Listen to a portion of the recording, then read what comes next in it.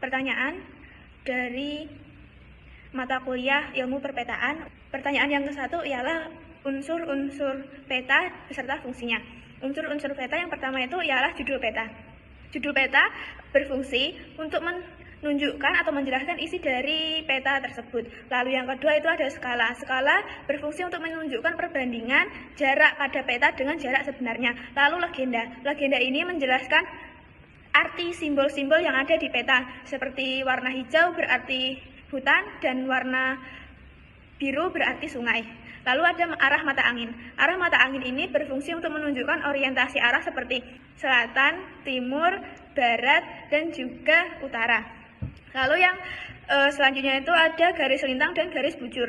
Garis ini berfungsi untuk menentukan posisi geografis suatu tempat di permukaan bumi. Lalu yang selanjutnya itu ada simbol peta. Simbol peta ini berfungsi untuk menggambarkan bentuk objek seperti gunung, jalan, sungai, dan juga masjid. Lalu yang selanjutnya itu ada sumber dan juga tahun pembuatan. Sumber dan juga tahun pembuatan ini berfungsi untuk menunjukkan waktu saat peta ini dibuat dan juga untuk memastikan keakuratannya. Lalu yang terakhir itu ada lettering. Lettering berfungsi untuk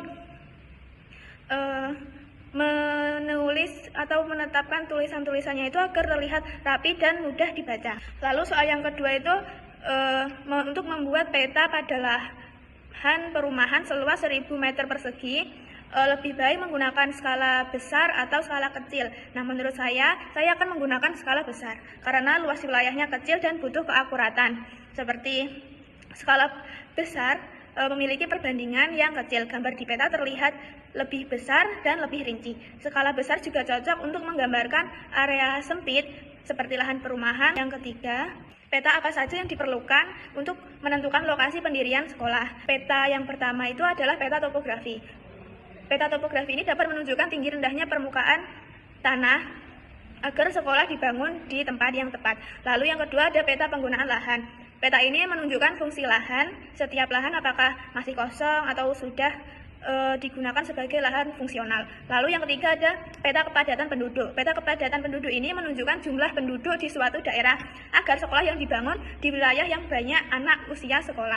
Lalu pertanyaan yang keempat ialah ketika Anda membuat peta wilayah kutub, proyeksi apa yang tepat untuk digunakan?